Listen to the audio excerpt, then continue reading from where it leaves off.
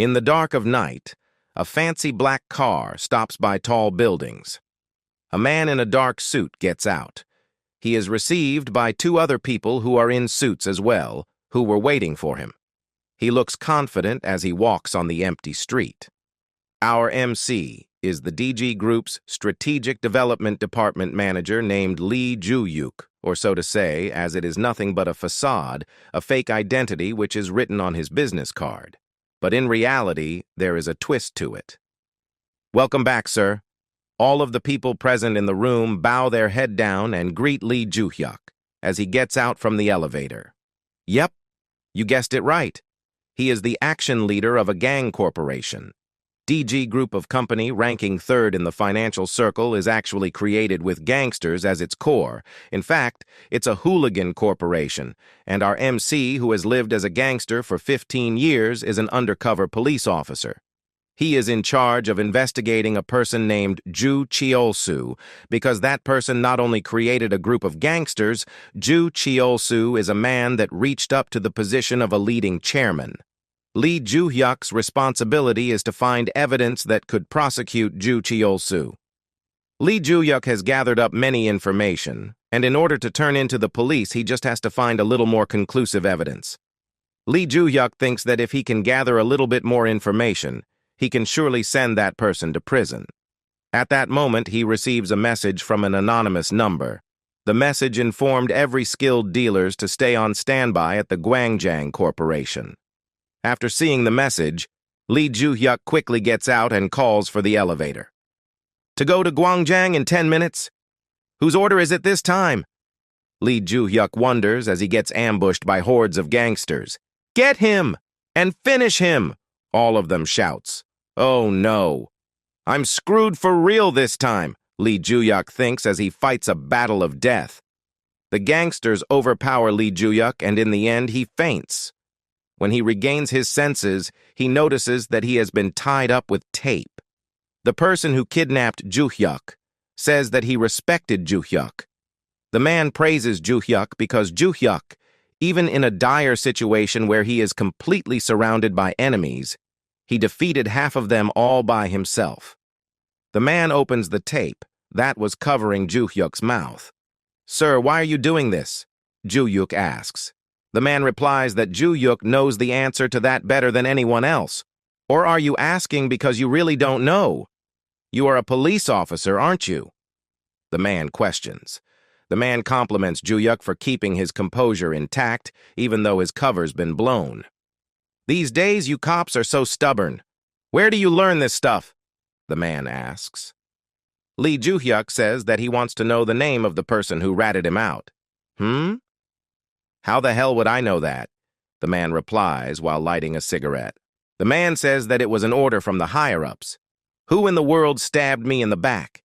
Chief Song? Director Park? Detective Yoon?" Lee Joo-hyuk wonders hopelessly. "Hey, Joo-hyuk, do you have any idea how much the chairman adored you, yet you dare lie to us for 15 years? The man questions. The man says it's really a shame that they need to kill a person like Joo-hyuk, who is excellent at his job. After hearing this, Joo-hyuk glares at the man. The man asks, "What's that look for?" The man tells Joo-hyuk to speak his last words. Since the man has grown on Joo-hyuk over the years, he says that he would at least hear them out. Joo-hyuk tells the man to deliver a message to Ju Cheol-soo. The message is to tell Ju Cheol-soo to drop dead. Ha ha ha ha. The man laughs loudly. Even though Ju Cheol-soo is over 60, he's still a lively old man.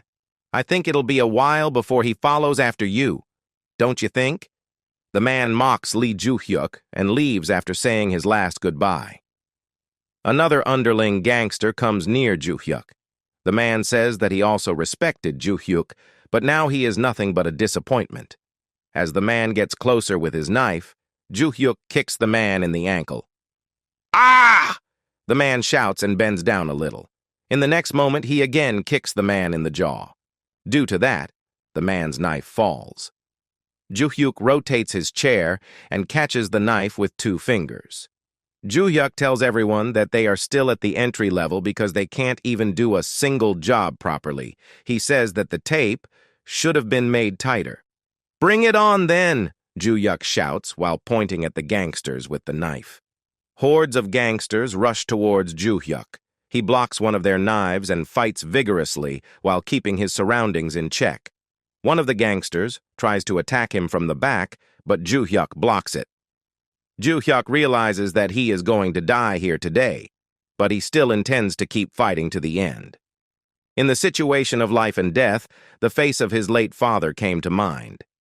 In the past, it all began with an unfortunate accident. 12 civilians had fallen into the railway of the metro due to the actions of a druggie. Joo-hyuk's father rescued them, but in the end he couldn't rescue himself. Joo-hyuk thinks that his father will definitely be in heaven while fighting the hooligans. "If I die, will I be able to go there too?" he wonders. Joo-hyuk remembers that as an undercover police officer, he has done many filthy things. While he is getting stabbed from all over the place, will even someone like me be accepted in heaven? Joo-hyuk wonders as he takes his last breath. In the next moment, a phone falls, and we see that Joo-hyuk has regressed to the year 2005. What the? No matter how much I look at it, this doesn't seem like heaven? Lee Joo-hyuk wonders as he gets confused. Year 2005, Joo-hyuk comes back to a time not soon after his father's death. How was I able to come back to this day after crossing through dozens of years? Was it thanks to my father?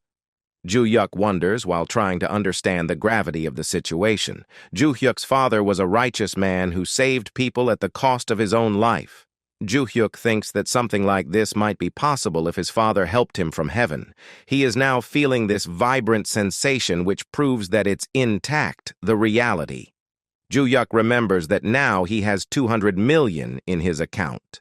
The 100 million reward that his father received from the government for being a righteous man, and another 100 million that he received after being discharged.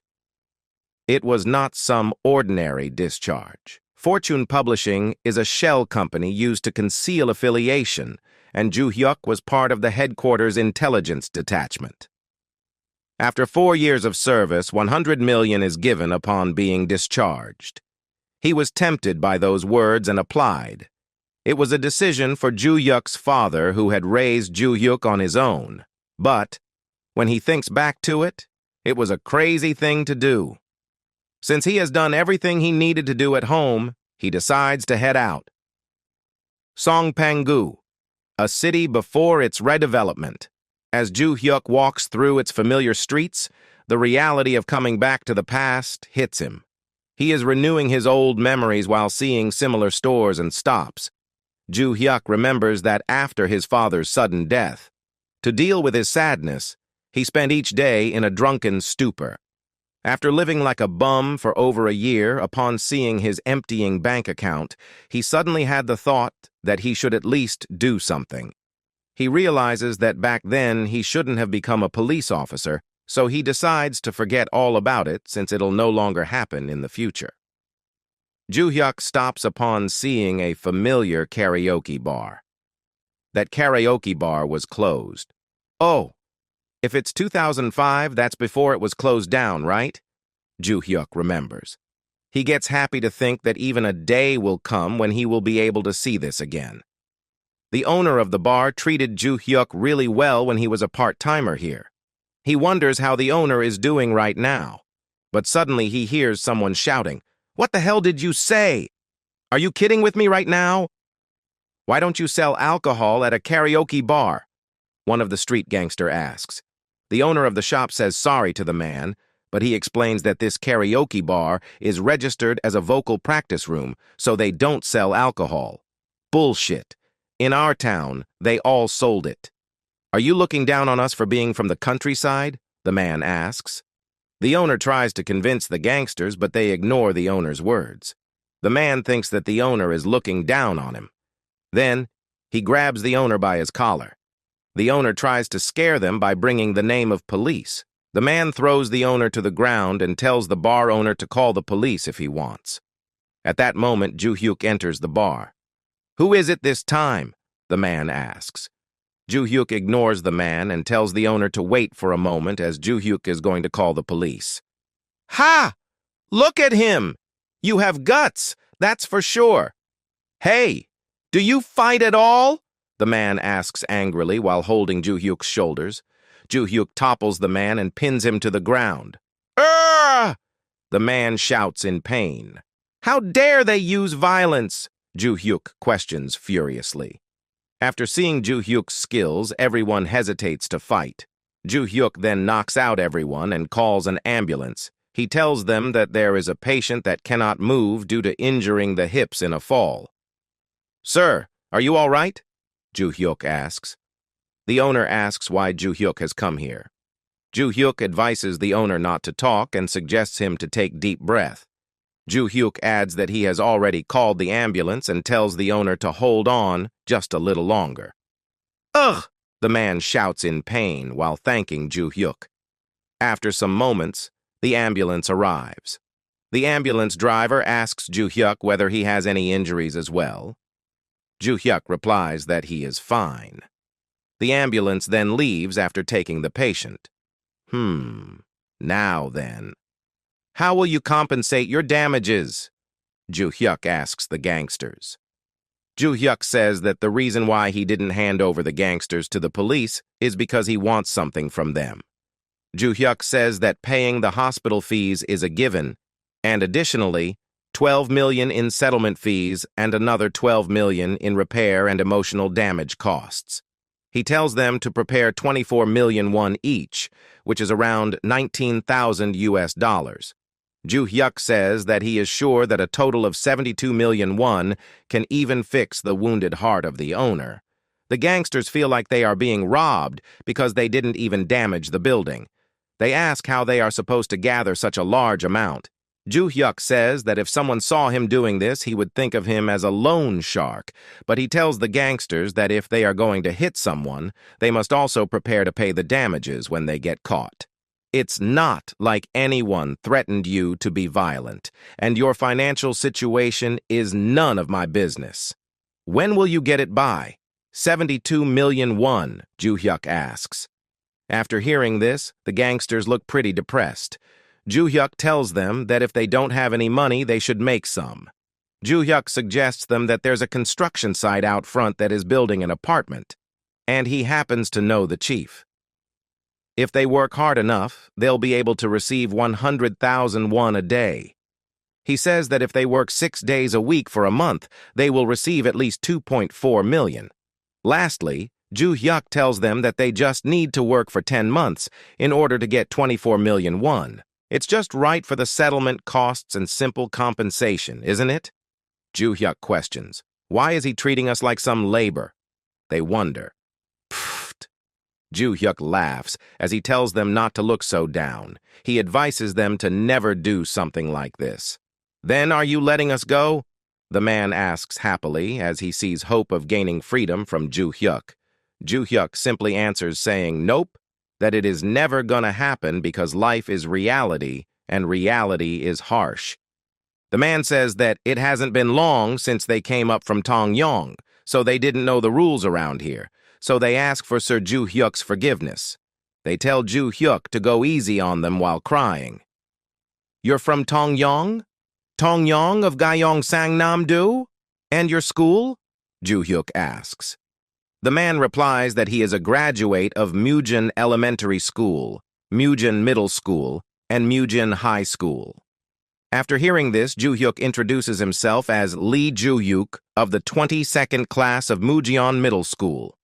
One of the people suddenly remembers who Lee Joo-hyuk actually is, and he covers his mouth due to the sudden shock. Huh, do you know me? Joo-hyuk questions. The man replies that, of course he know Joo-hyuk because when they were freshmen, Joo-hyuk was the boss of the school. The man says that Joo-hyuk transferred during their first year and conquered the school until his third, receiving scout offers from other older brothers in gangs. Additionally, the man says that, as a middle schooler, Joo-hyuk fought against the students from Buksan High and won, and he was about to conquer Masan before suddenly disappearing. Aren't you that legendary male student? the man asks. Ju Hyuk wonders how can the rumors grow like that when he just put down some screwed students in their rightful place as they were picking a fight. What are you doing? Let's greet the legendary student, one of them shouts. They all introduce themselves. The spiky hair guy introduces himself as Choi Dong-cheol of the 24th class. The taller person who is wearing a shirt introduces himself as Kim Seo-koeb of the 24th class. Lastly, the black vest-wearing guy introduces himself as Go Xian-san of the 24th class. Ju Hyuk didn't expect that these guys will be his school juniors. Ju Hyuk says that then, it's more of a reason not to go easy on them. He tells them to work hard from tomorrow.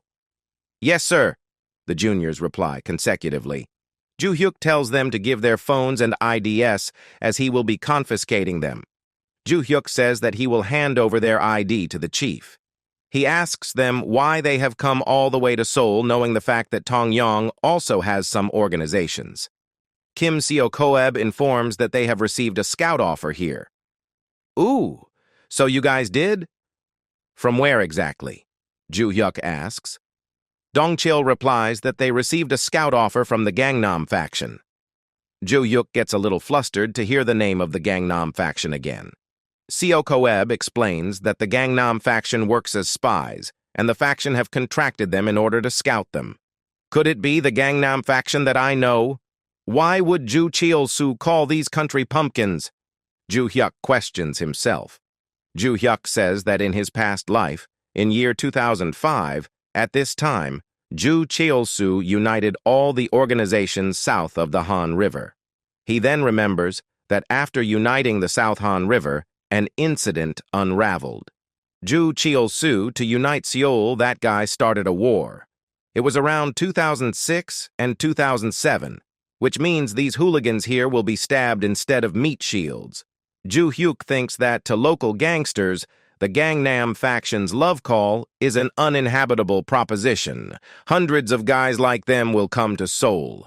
Half of them will become disabled, and at least 100 people will lose their lives.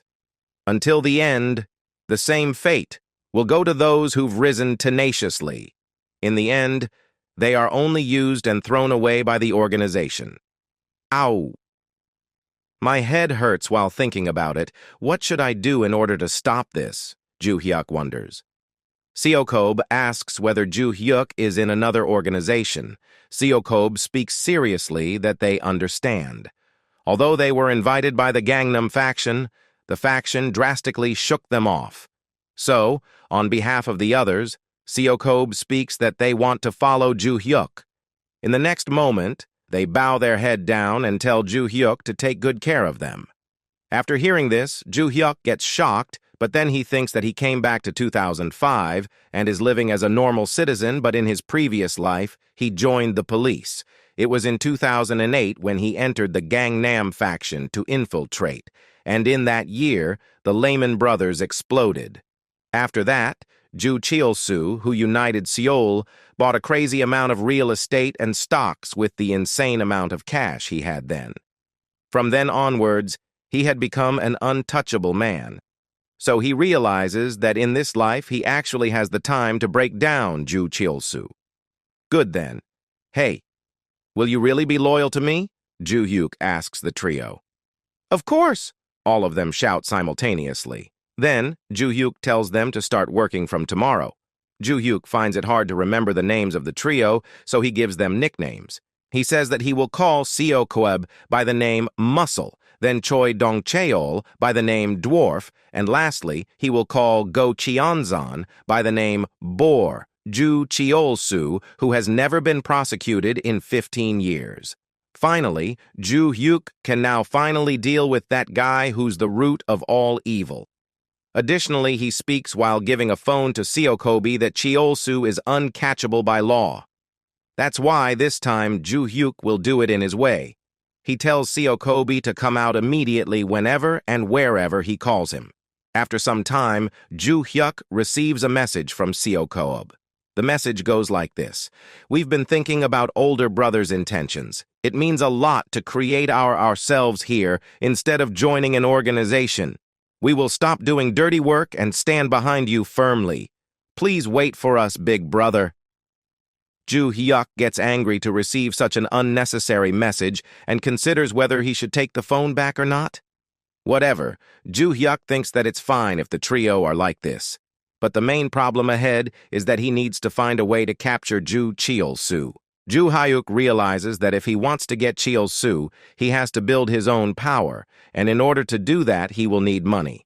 Right now, he has 200 million won, and if he takes a loan with a lease as collateral, he could get up to 300 million won.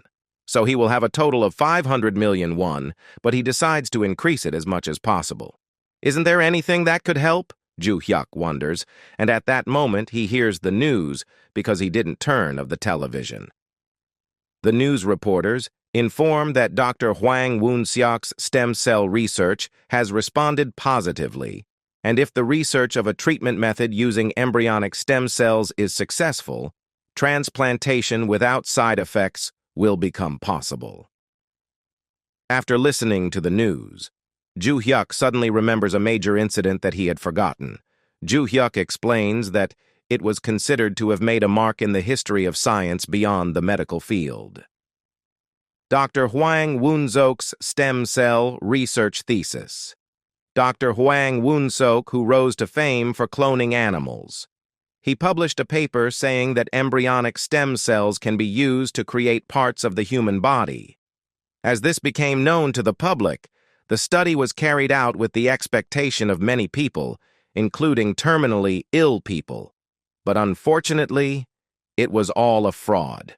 In the end, as soon as Dr. Hwang Woon-seok's study was revealed to be a lie, the stem cell stocks, which had been rising day by day, dropped into the abyss in an instant, together with the people's hopes. This is it, a perfect way for Ju Hyuk to earn money. The bubble popped after the fake thesis was revealed, but the stock still continued growing until then, so he thinks that 500 million won isn't enough, he needs to increase his hand. Ju Hyuk then goes to a place to get some loan. A middle-aged man wearing a yellow shirt asks Ju Hyuk what a young kid like him is doing in a place like this. "Are you the boss?" Ju Hyuk questions. Ju Hyuk says that he has nothing to talk about with mere lackeys. The man asks Ju Hyuk how did he get here and who provided him with the address. Ju Hyuk replies that he at least knows better than a middle-aged man, and he also says that he doesn't like repeating himself, but at that moment, the man tries to attack Ju Hyuk. After some time, some sounds are heard.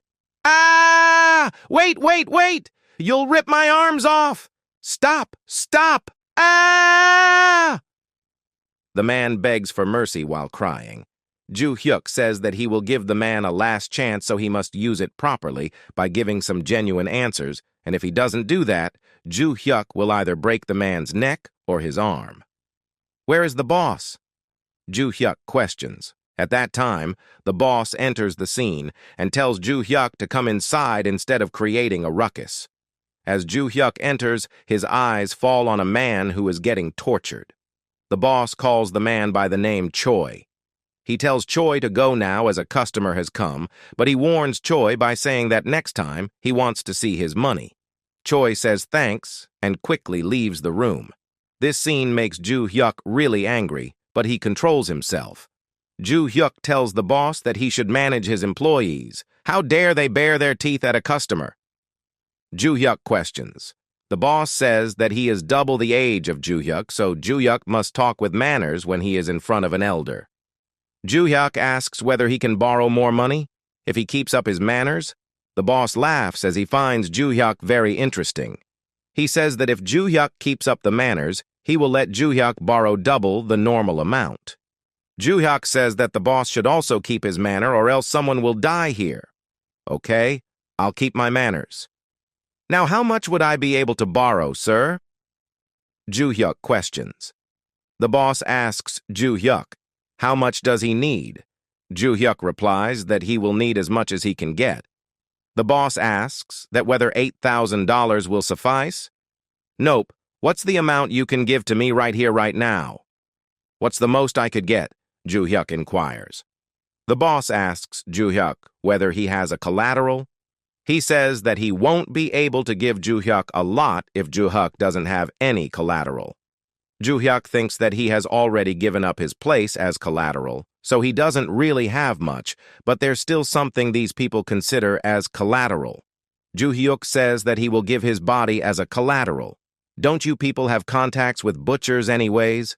Joo-hyuk questions. Joo-hyuk then provides additional information that his blood type is O, and he has never done alcohol or cigarettes. There's no history of sickness in his family either. He asks whether it will be enough as collateral. You were in a gang before, weren't you? The boss questions while flinching. Joo-hyuk replies that he was in slums for a few years. The boss says that he wants to know the reason why Joo-hyuk is still choosing to get a loan in spite of knowing the fact how things really go around here. Joo-hyuk replies angrily that he simply asked for money, not a drawn-out lesson. He says that he doesn't want to hear the boss's empty concerns. He just needs to know how much money he can receive. Both of them glare at each other for a moment, and after some time, the boss speaks up. He says that with Joo-hyuk's eyes, liver, kidney, and everything else, it should amount to roughly $15,000. The boss then says that they should sign a contract. A contract? What will you do with a contract that won't hold any power in court? Joo-hyuk questions.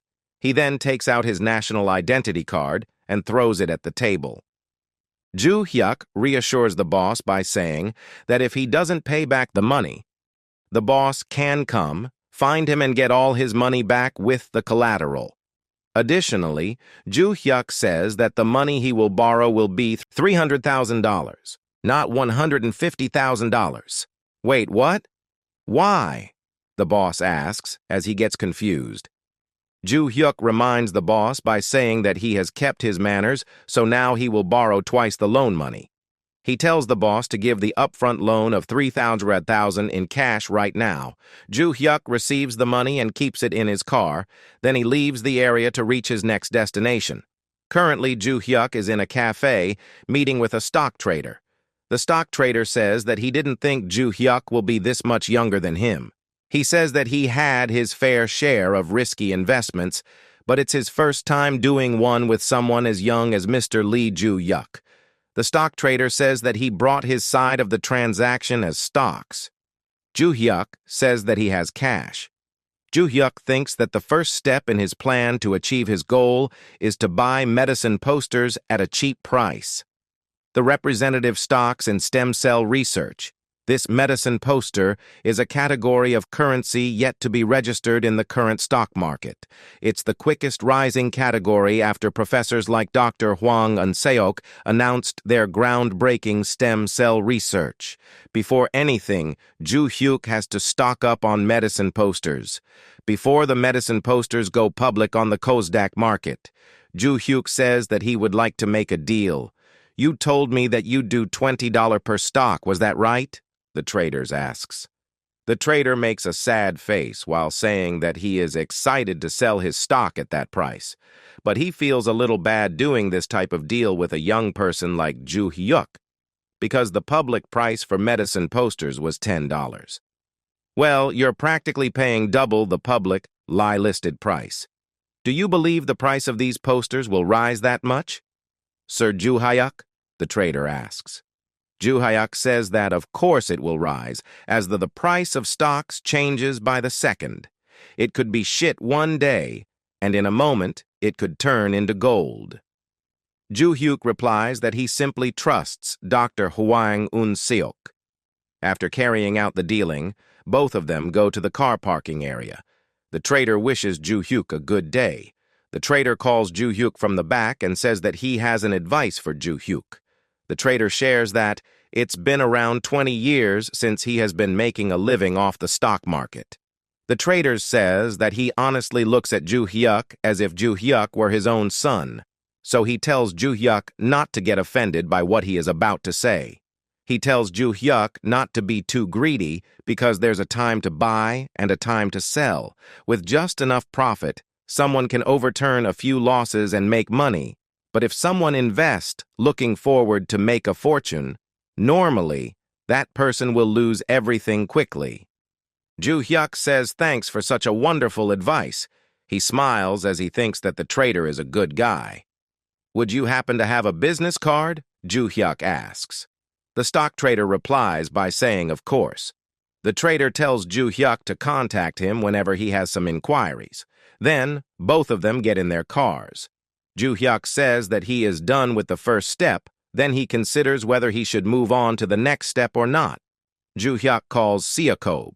He says that he will give Seokob an address over text and orders them to go there at night. All right, sir. And where would this be? Seokob questions. Ju Hyuk replies that it's a nightclub. The trio think that they are in heaven. After seeing the trio's outfits, Ju Hyuk covers his eyes.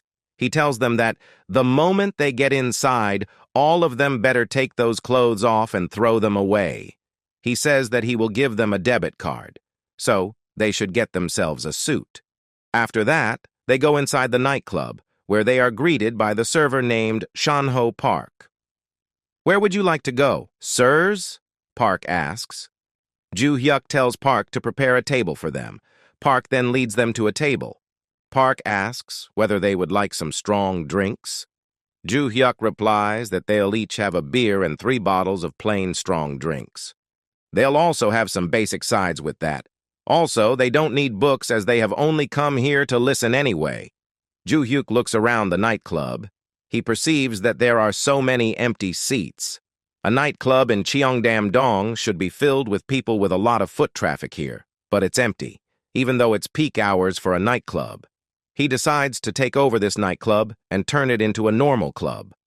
Currently, Ju Cheol-soo's acquiring his funds by running his illegal businesses in Gangnam. Ju Hyuk is sure that they're trying their best to recruit more thugs into their ranks, since they'll need a lot of money and men when their war goes full swing. Ju Hyuk thinks that he will create a club where he will provide hundreds of living meat shields, food, and a place to sleep. He wonders how much it'll cost to maintain something like this. But if Ju Hyuk's plan works, and a club opens in Cheongdam-dong, then all of Ju Cheol-soo's club investors in Seoul will rush to gather in this newly made one.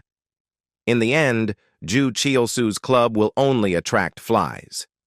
Ju Hyuk thinks that if things continue the way they are, there will soon be holes in Ju Cheol-soo's plan, and the person who will increase the number of holes will be Ju Hyuk. Ju Hyuk perceives that it'll be hard for Cheol-soo to keep up with the maintenance fees of the gangs he's taking care of, and it'll be impossible for Ju Cheol-soo to stick to his plans. Brother, why would you come to a nightclub if you weren't going to book a room? Seokob questions. Ju Hyuk replies that they will do holdouts in a nightclub instead of real estate. Then, shall we get started, boys? Ju Hyuk questions. Ju Hyuk introduces the term land speculation. It's the process of buying land in a planned redevelopment area in advance and selling it at a high price to the developers. If Ju Hyuk succeeds in nightclub land speculation as he plans, the guy who lost his funding line will not be able to execute his plan, but it seems to Ju Hyuk that Ju Cheol-soo is quite focused on carrying out his own task. Ju Hyuk thinks that this time, a war should never happen. As he gets out of the club, he notices that the trio is following him. Why do you guys keep following me around? Even though I told all of you to go home? Ju Hyuk questions. Dong Cheol says that they have a favor to ask. Sir, could you lend us 10,000 won? Dong Cheol requests.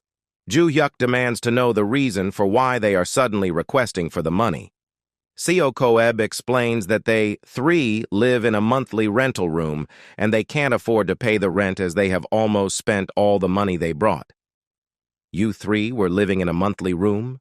Ju Hyuk repeats and tells them to follow him. The trio gets confused. In the next scene, Ju Hyuk takes them in his house and tells them to live here from today onwards. He provides them with a room. Seokob asks whether they could really stay here. Ju Hyuk replies that he hates to repeat himself, and additionally he says that he will provide them the food as well. Seokob says that they don't know how they can repay this kindness. Thank you, sir. All of them shout as they kneel down in front of their savior. Ju-hyuk tells them to quit making noises. In his room, Ju-hyuk gets surprised to see that he has already gotten 5 consecutive wins in the stock market. He says that maybe it's because he used to live on alcohol. He didn't realize that Dr. Hwang Woon-seok's influence was this big, as Ju-hyuk expected. Cloned dog Snuppy appeared, and all stem cell-related stocks are hitting their peak. Looking at the stock chart reminds Ju-hyuk of the old days.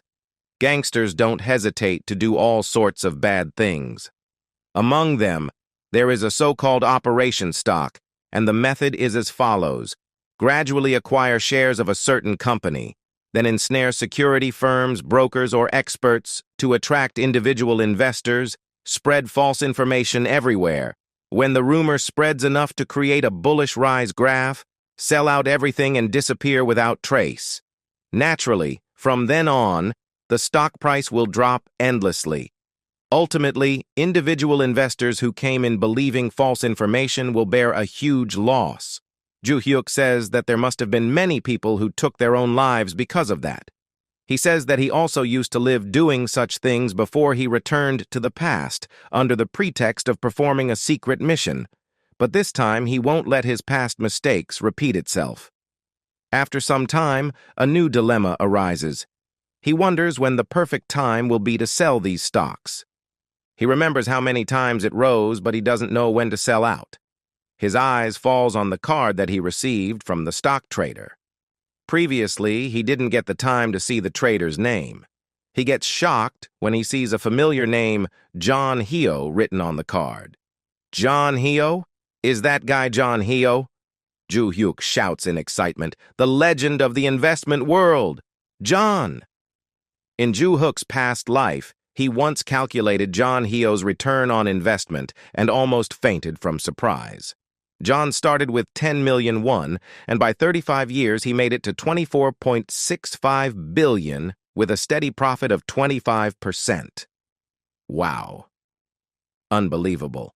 Was I trading with such an amazing person? Ju-hyuk wonders in astonishment. He suddenly remembers John's word. He was told that there's also something like incremental selling, just like incremental buying. So when a decent profit is made, one must sell and keep the profit. Ju-hyuk smiles as he thinks that he will follow Sir John's advice while selling 10,000 shares. The total profit that he made, including the seed amount, is 2.91 billion won. Ju-hyuk thinks that knowing the future really is amazing. But it's still not enough. He would need at least 10 billion to transform a nightclub into a club. He needs to pay back the money he borrowed from the Yongguang loan. He wonders from where he can borrow some money. After thinking for some time, he smiles as he got the perfect idea. Then, shall we visit the glory loan again to repay the money?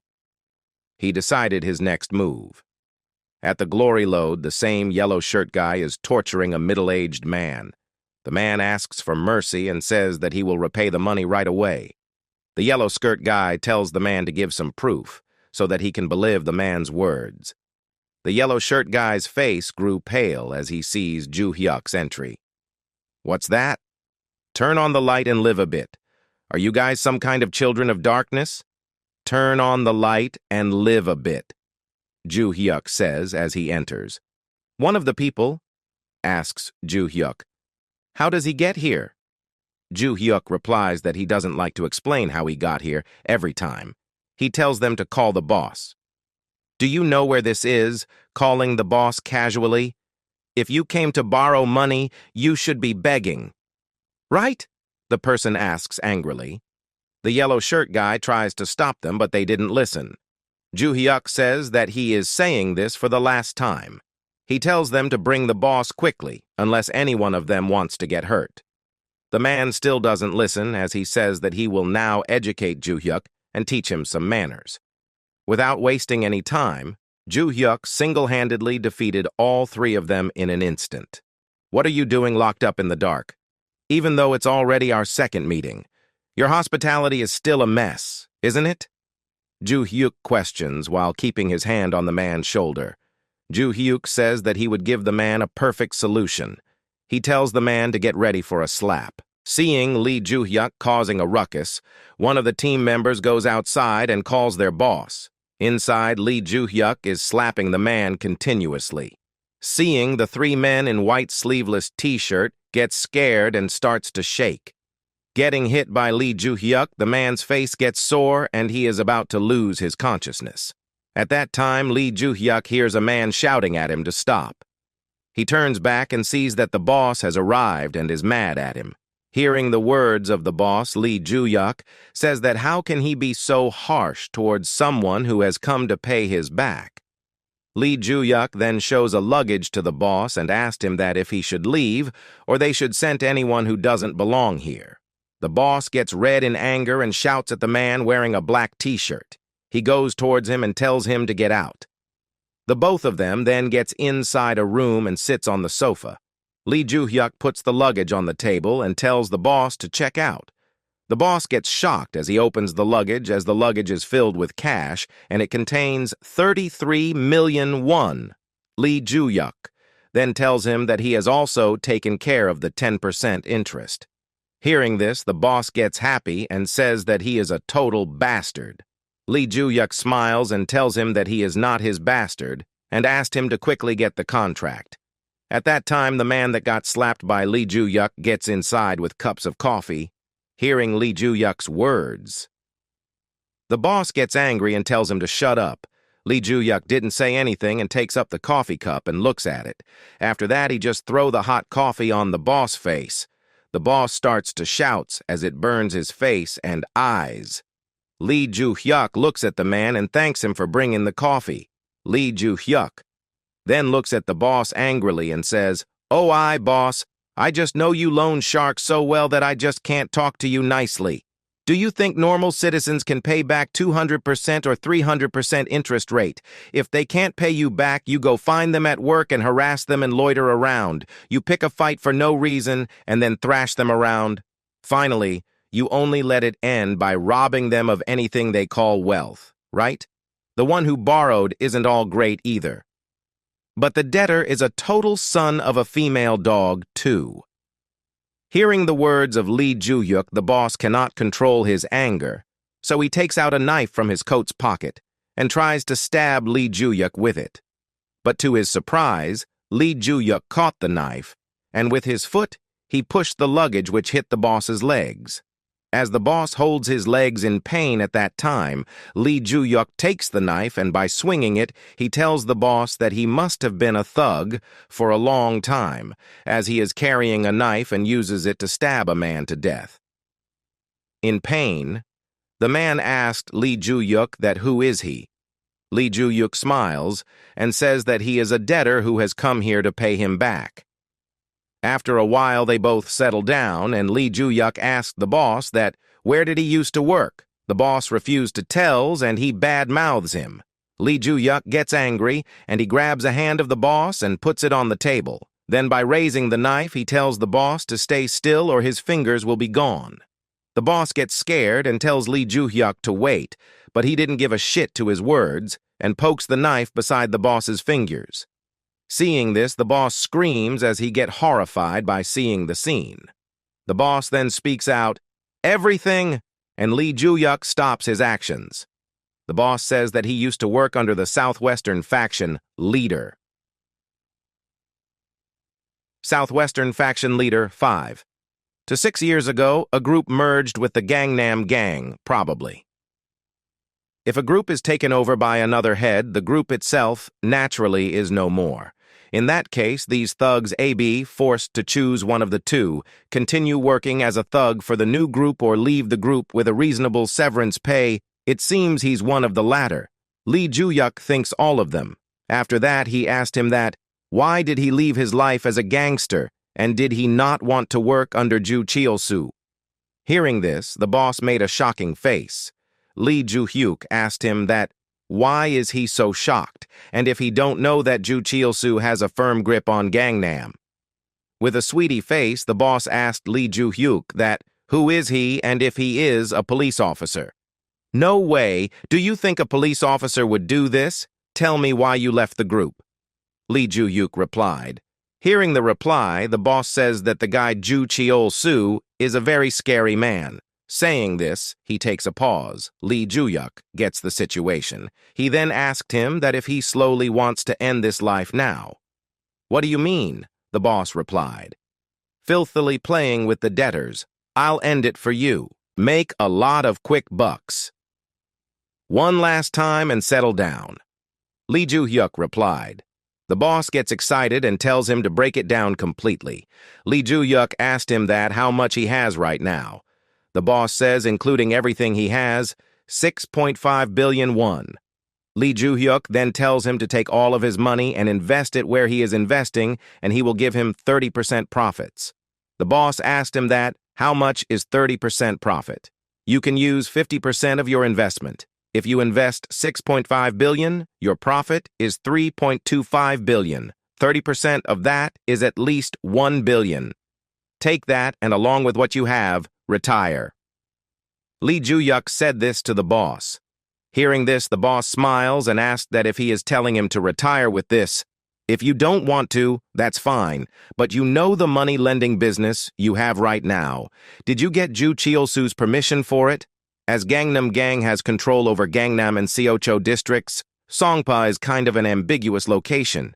But do you think Ju Cheol-soo would think that Songpa is my territory as well? How dare you do business without telling me? Wouldn't he do this? Lee Ju-hyuk says. The boss gets afraid and begs Lee Ju-hyuk not to do that. Lee Ju-hyuk tells him that he will wait and see what he do first, and in return of that he has to invest. The boss thinks for a bit and tells Lee Ju-hyuk that in 1 week he will prepare 6.5 billion won in cash. Lee Ju-hyuk gets happy and says that it's a deal. After that he gets up and starts to leave. While he was leaving, the boss stops him and tells him that if he thinks he will, he's safe. After this, Lee Ju-hyuk replied that he will be safe. The boss now makes an angry face and says that if he has forgotten his background, and from now on he'll have to watch his back for his whole life. Lee Ju-hyuk opens the door and tells him to do whatever he want. Instead, if he end up doing it, make sure he succeed, because if he don't, he will surely kill him. As Lee Ju-hyuk leaves, the boss lies on the sofa and puts ices ones on both of his legs. His subordinate then tells him that they should gather up their guys from the southwestern faction. The boss thinks for a while and tells the guys not to mess with Lee Ju-hyuk. The subordinate gets shocked and asks him if he will just let this matter slide away. The subordinate then sits on the sofa and says that it is bullshit to make an investment as that guy is a total thug. "Are we not gangsters too?" the boss asked. Hearing this, the subordinate gets silent. The boss then sits down and tells him that Lee Ju-hyuk is a veteran. Hearing the word veteran, the man starts to sweat. The boss says that Lee Ju-hyuk has lived a rough life. He don't know where he's from, but that guy's definitely a veteran, and that's not his first time shanking someone. And if they mess with him, they could end up leaving this world without anyone finding out about it. The subordinate gets afraid after hearing this. The boss then lights up the cigarette and tells him to pray as they invest. The boss then asked him that if his hometown is Chungjun. The man replied, yes. By extinguishing the cigarette, the boss tells him that after everything is settled, they will go there. The boss further says that he is from Ulyongdo Island, but he doesn't want to go to that island. After that, we can see Lee Ju-hyuk is in the car and is thinking about the amount of the investment. He has raised 9.5 billion won, but it is not enough. So he thinks of John Heo and calls him by typing the number on the business card. John Heo answers the call, and after Lee Ju-hyuk talks to him, he recognizes him, and they fixed a meeting on the next day. In the next morning, the two of them meets up at a cafe. Lee Ju-hyuk first thanks him for serving him the coffee. They sit and talks for a bit. After that, Lee Ju-hyuk gets on to the main purpose of this meeting. He tells John Heo that he is here to question him about the stock market. John Heo agrees and tells him to ask him whatever he wants to know. Lee Ju-hyuk asked him that what he think is the probability that Madison Poster will fall. John Heo takes a pause and tells him that the probability is 99%. Lee Ju-yuk makes a serious face and asked him that why did he thinks that way. Because a company with no results to show for rose way too far. Just because of the stem cell keyword, its offering of rice. Skyrocketed to almost 10 times, so of course it's going to drop. We've already seen results with cloned dogs, so there's not much growth to speak of, Jong-hae replied. Hearing the reply, Lee Ju-hyuk gets happy as Jong-hae meets his expectations. After taking a sip of the coffee, Jong-hae says to Lee Ju-hyuk that given that he is asking him about the chances of it falling, he is guessing he is thinking about loan transactions. Lee Ju-hyuk replied that he is right. If the stock falls, you can choose the route of making profit from loan transactions, also called short selling a stock. Fall of Madison Poster is anticipated. That means the loan transaction's profit is 100% certain. Thinking for a while, Lee Ju-hyuk says to Jong-hae that he thinks Madison Poster will 100% fall. So to make more profit on his investment, he got in touch with him. By Lee Ju-hyuk words, Jong-hae gets that he wants to borrow money. So Jong-hae tells him that right now he can only give him 10 billion won. Lee Ju-hyuk replied that that's not enough and he needs more. He further tells him that he will give him half the profits and ensures that Madison Poster will definitely fall. And he don't want to miss this chance. Definitely, you say. I think Madison Poster is 99% likely to fall, but you think as if it's a sure thing. The stock market has a 1% variable that can never be ascertained. Because of that, we don't know what'll happen with Madison Poster stock. What will you do if you face a loss? Jong-hae tells this to Lee Ju-hyuk. Lee Ju-hyuk replies that he has 9.5 billion in funds. In case that variable causes the loss to exceed 9.5 billion, he will dispose of all those stocks and repay all the money he borrowed from him. He also further says that there's an old proverb that says, "Don't bet on your win if you're not sure." In other words, doesn't that mean that the moment you're sure, you must bet on your win? Seeing the spirit of him, Jong-hae gets inspired and makes a deal that he will invest on him. After the meeting, Lee Ju-hyuk went home and starts working on his PC. Now the total funds he has is 25.9 billion. He has used all of it in the loan transaction. Now, as he is about to look at the status of the Madison Poster stocks at that time, somebody starts to knock his door.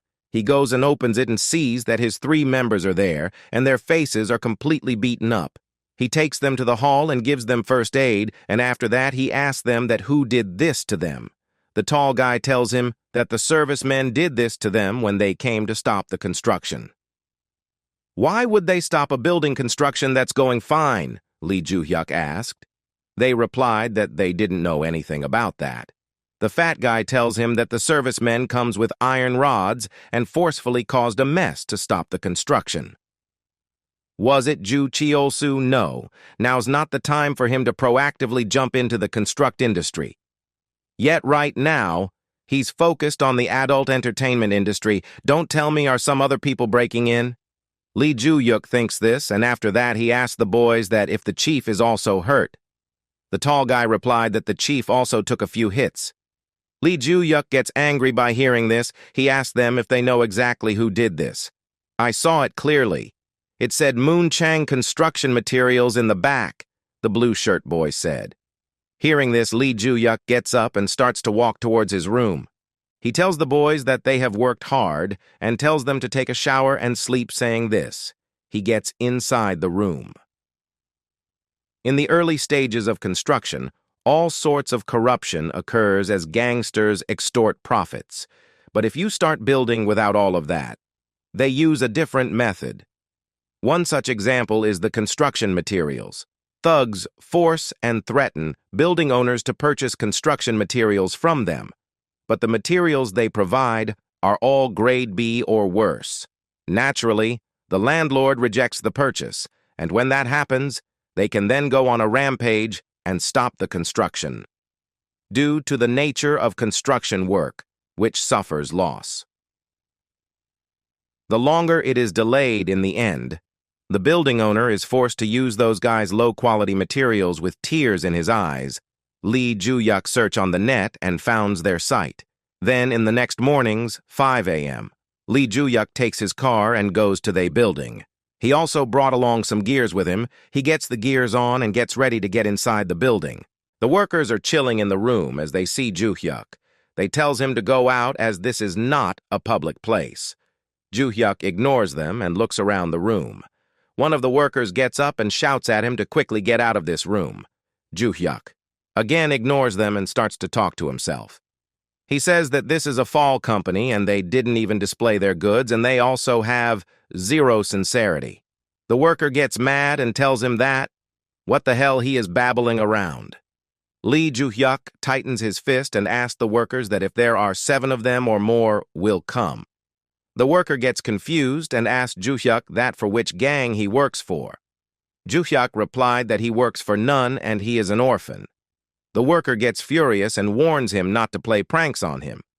Lee Ju-hyuk then punched at the chin of the worker so hard that he flies away. Seeing this scene, the other workers get shocked. Lee Ju-hyuk adjusts his hat and asks the rest of the workers about their boss. He then closed the door and takes the chair from the floor and put it below the door lock. After doing this, he gives a dead glare at the workers and tells them to get ready for a nice beating. Some of the workers get scared by seeing these, and some gathers courage and grab their tools and rushed to attack Ju-hyuk. As one of the men attacks with his hammer, Ju-hyuk dodges it and kicks the man right in the stomach. He then knocks out the man with a nice uppercut. He then beats all the workers one by one. The workers are all holding their stomach and are screaming out in pain.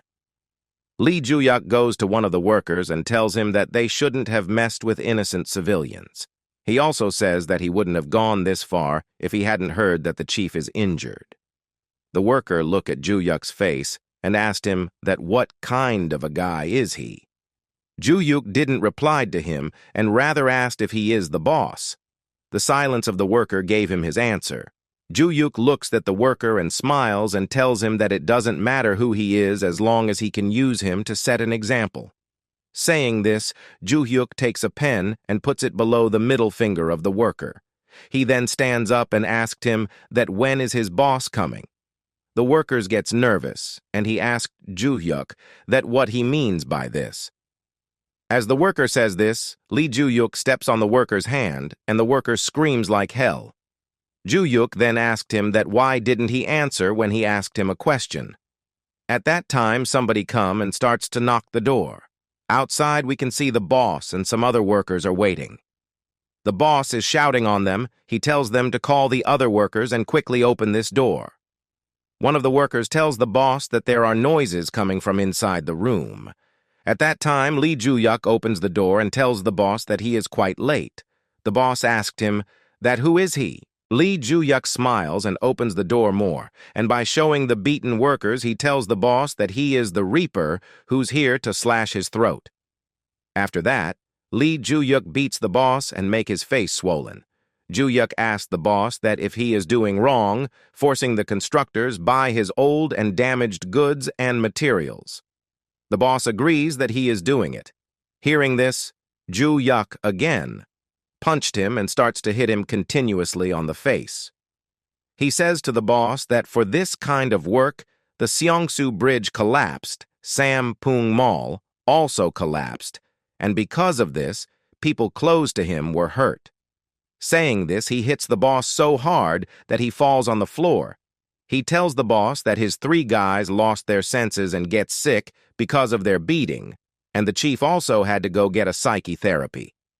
Ju-hyuk then gives a devil's smile and tells him that he will have to compensate for all the damages they have done, and the amount for that is 600 million won. Ju-hyuk tells the boss guy to prepare this money by tomorrow morning. The boss gets shocked and tells Ju-hyuk that now he is being too harsh on him. And wasn't shit you people did until now not harsh, calling in thugs and threatening unwilling landlords and forcing them to use inferior materials? Wasn't that harsh? Just know that if you bring a bond or any evidence, I'll burn it, and if you don't get the cash tomorrow, it'll be doubled. Ju-hyuk tells this to the boss and takes his leave. Ju-hyuk gets to his home and starts to see the stocks. The stocks of Madison Poster has fallen to 0.1 million due to Lee Ju-hyuk's loan transaction. Now he has gotten into his profit zone. The little guy from his group tells him to explain it a bit, as he did understand it. The big guy also asked to him that how did he make money, as he has only heard that one makes money from stock market, when the stock's value gets up. Lee Ju-hyuk says to them that he will show them an example so that they can easily understand. He tells them to give him 5,000 won. He takes the 5,000 won and gives them 5,000 won.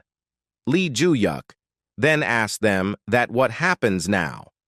The big guy tells him that he has stolen 5,000 won from him. Lee Ju-hyuk is having a hard time while explaining this to them. At that time, the little guy spoke up, "So what you mean is you borrow stocks at 10,000 won and return them at 5,000 won, and the difference of 5,000 won stays with you as profit, right?" Lee Ju-hyuk replied that it's correct, and he praises the little guy for understanding it right away. The little guy gets happy and says that he may look like this, but he was a good student in middle school, and if not for his dad's credit card debt, he would have even gone to a college in Seoul. After that, the three guys starts to gossip and laugh. Lee Ju-hyuk looks at the guy and thinks that he's a victim of the credit card crisis, and so now he wants to get this guy to study. Lee Ju-hyuk asked the guy that if he had graduated from the high school. The guy replied, yes. Hearing the reply, Ju-hyuk tells him to stop going on to the site from tomorrow. The little guy gets confused and asked Ju-hyuk what he means. "I'll speak with the captain and see if I can get you assigned to the General Affairs and Accounting Department. Learn the work from there," Ju-hyuk replied. Hearing this, the other guys congratulates him and gets happy on his promotion. As they were enjoying, Lee Ju-hyuk tells them to go and sleep. Early as tomorrow, they will have to go somewhere in the morning. They asked Ju-hyuk that where they will go. Ju-hyuk replies that they will go to Moonchang Construction Materials to get his money. Then at dawn, they goes in front of Moonchang office. The little guy was there. The whole night, his task is to watch how many people gets inside. Then at dawn, Lee Ju-hyuk comes and asked him about the situation. The little guy replied that 33 people went inside the building. Lee Ju-hyuk then asked the other two guys that if they are ready to go. The guys replied, yes. He then tells the little guy to take rest. The little guy said no, as he will to go with them. Seeing his spirit, Ju-hyuk smiles and tells them to get ready and follow him. The four of them get closer to the building and hides behind a car. Lee Ju-hyuk then tells the fatty to light up the bottle and throw in on the building. Inside the building, there are lots of men on black suit. They are talking with each other, and some are arguing. At that time, the bottle with fire breaks the window and lands on the floor. The bottle breaks, and the liquid inside it gets spread, and the fire also gets spreads on the building. All the men get scared, and they starts to hurry down the stairs. At the end of the stairs, the subordinates of Lee Ju-hyuk are standing with bats in their hand. The big guy strikes first and knocks out one of the men. The fatty also joins the fight with his steel rod. The two of them beats a lot of guys. The boss sees this and gets scared and decides to run away from another route. He gets up to the upper floor and opens one window and jumps from there. He falls on the van and hurts his hips. He lands in front of Ju-hyuk. Ju-hyuk grabs the man's hair tightly and pulls them. He then gets closer to the man and tells him that he is supposed to pay him back, but he brought along some friends, as he ignored his goodwill, so now he has to settle it with money. Lee Ju-hyuk and his boys take all the men along with Moonchang inside the building. The three boys are dealing with the black-suited men, and Moonchang is begging Lee Ju-hyuk. Moonchang asked Lee Ju-hyuk that why would he own him 600 million. Well, okay, I get that it's a bit too much, but bringing those bastards here, it's kind of fucked up, no say. I went in without knowing anything. I would have died by now. Thus, you'd be on charges for gang assault and attempted murder. Wanna take this to court? Also, I don't have assault charges on myself, unlike you. Who do you think the judge will believe? Lee Ju-hyuk tells this Moonchang. Moonchang gets afraid and starts to sweat. Seeing this, Lee Joo-hyuk shows him his locker and tells him to open it. Without a single word, Mun Chang opened it. Inside the locker, there are lots of cash of different currency, and there are also few gold bars. Joo-hyuk then calls the little guy in his group. You're meant to keep your money safe like this, not keeping it in the form of just cash or gold, but a mixture of both. If the Korean won gets unstable, use us dollars and Japanese yen, and if the entire world's economy turns to shit. Gold. Got it? Lee Joo-hyuk tells all of this to the little guy, and the little guy understands this way of handling wealth. Joo-hyuk then tells his boys to get all the money and gold on the bags, and he tells Mun Chang to follow him. According to his words, the three boys starts to gather money in the bags, and Mun Chang obediently followed him. As the two of them gets to a side, Mun Chang asked Joo-hyuk that where did he come from and who is letting him pull all this shit. Lee Joo-hyuk replies that he is from Korea and he got no one's back up. Every person with a decent reputation went under Jode Chil-su's wing. That's why these no-namers are trying to get some attention, and Mun Chang is one of them. In the meantime, the three boys had taken all the cash and gold. Seeing this, Joo-hyuk tells them that they should leave now as their work is done here. Lee Joo-hyuk tells Mun Chang to never meet him again, and he has left some cash for him to use. While leaving, Lee Joo-hyuk threatens Mun Chang that if he ever sees him, he will find him in the bottom of the Han River. Later, Joo-hyuk goes home and again opens his PC and look at the stock. The stock has fallen to 80K, but after a while it rises above 85K. Seeing this, Lee Joo-hyuk gets tensed. As if the stock rises too much, he will be totally messed up. He will have to sell all the stocks and pay back John Heo. After that, he will be bankrupt. Joo-hyuk starts to find a way to get out of this mess. After browsing the net for a bit, he finds something. He quickly notes something down and takes a hoodie and get out. He goes to a phone booth and call reporter Shin Chong from the PD notes. He tells the reporter that the academic report Hwang Won-seok professor presented on is all fake. There is no embryonic stem cell in the first place. Joo-hyuk also tells the reporter to go to Miss Lady Maternity Hospital, as he will find out everything there. After that, he hangs the call and gets out of the booth and thinks that when will PD notes make news on this. 1 week later, while Joo-hyuk is watching the TV, he sees that the news of Madison poster is out, and he gets shocked to see that how fast the PD notes work. As the truth behind Professor Hwang Won-seok came into view.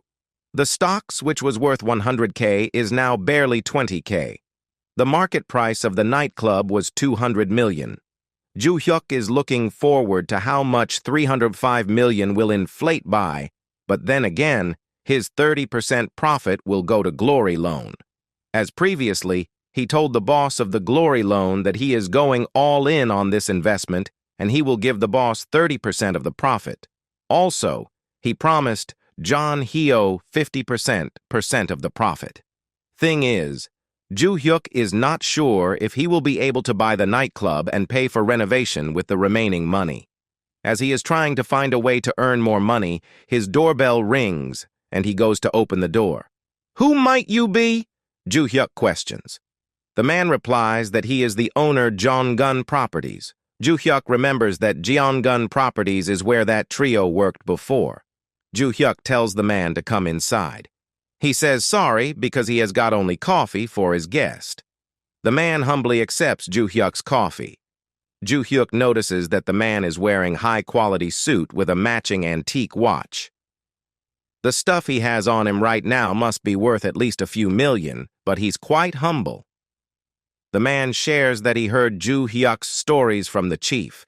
He says thanks to Joo-hyuk for handling the matters regarding the Mun Chang construction materials. The man is talking about the recent time when Joo-hyuk beat the hell out of Park Mun Chang.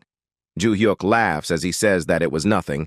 He only gave Park Mun Chang a gentle warning. Nothing more, nothing less. The man sadly says that those bad guys screwed with his company every day while taking out a document from his bag. He gives the file to Joo-hyuk. Joo-hyuk sees that it's a bearer bond.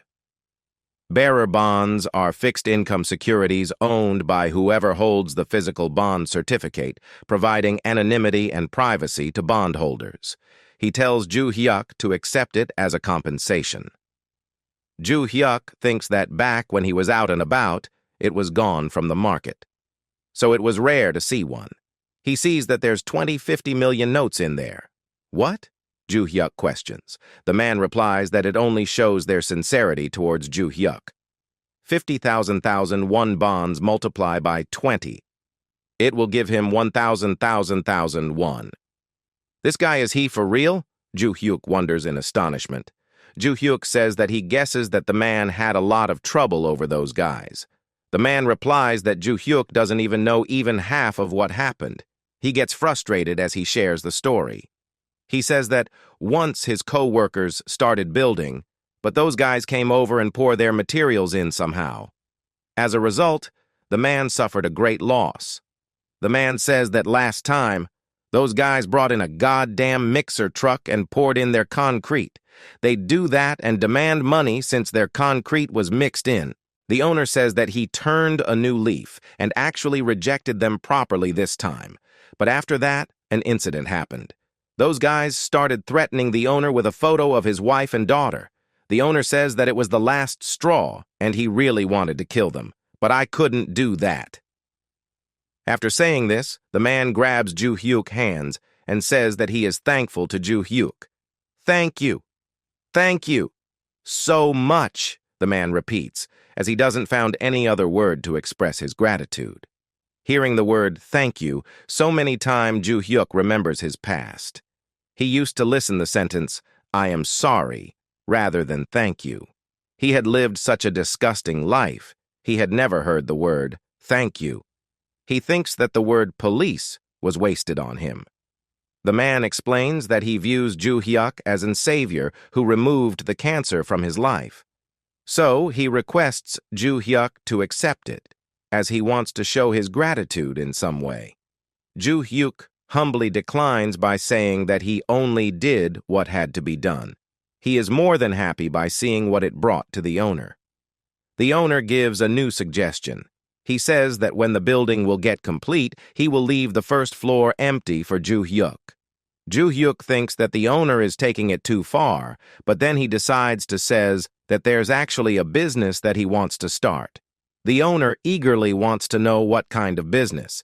Joo Hyuk explains that he is planning to buy a nightclub in Gangnam, and that he will renovate it into a normal club. Joo Hyuk says that he is lacking just a bit of investment money to actually start it, so he is planning to go to the bank. The man replies that he will pay for it. He tells Joo Hyuk to give a call whenever he needs money. Joo Hyuk gets happy and thinks that whatever goes around comes around. Next morning, he notices that the stocks are actually bungee jumping. He feels relieved that he has already all of his holding, with a return rate of 92%. He received total 58.56 billion. He is now probably the first individual to make this much money off balance trading. He calculates John Hyo's loan money plus the 50% of profits, 9.2 billion, and to the chief of Yongkwang loans, 30% of profits. He really don't want to send this over, but he thinks that he gotta keep promises. Minus everything else, all he has left is roughly 17 billion. He thinks that he can't even buy the nightclub with that, but it really doesn't matter anymore, thanks to that man. Jo Jong-gun from Jong-gun Properties, everything is solved. Then he gets on his car as he decides to pay off his loans. He enters the glory loan and kicks the suitcase near the boss while telling them to keep their money. The boss orders the yellow shirt guy, whose name is Kim, to check the money. After checking, Kim informs that including the original loan, total 8.2 billion, it's all there. Oh, Yongkwang chief. Joo Hyuk calls the boss by his name. What? Yongkwang asks. Joo Hyuk informs that he is cutting his ties with them after this. He then checks the time and says it already time for a certain someone to arrive. Seo Koeb enters while saying that he has brought the person. The person is none other than Park Mun-chong. By bringing Park Munchang here, Ju-hyuk intends to scare the boss. Young Kwang, dear boy, watch what happens to people who end up breaking their promise. Do you ever want to be in a situation like this? Think for yourself, my boy. Ju-hyuk questions while beating the shit out of Munchang. Ah! Ah! Munchang shouts in pain while bleeding. Ju-hyuk says that when he asked his guys to sniff Munchang out, he thought it'd take a while. Heerly did warn Munchang, so he thought Munchang would be long gone by now. You were looking for an office in Bundong. Really now? Heh! Looking to start a new construction company? Plop in a straw in the new city being constructed in Bundang? Ju-hyuk consequently questions. Both the boss and Kim witness Ju-hyuk beating the hell out of Munchang. Munchang's face gets completely sore due to the harsh beating, and he begs him to stop, but Ju-hyuk doesn't listen as he lands another tight slap on Munchang's face. Well, why in the world are you doing this to me? Munchang questions.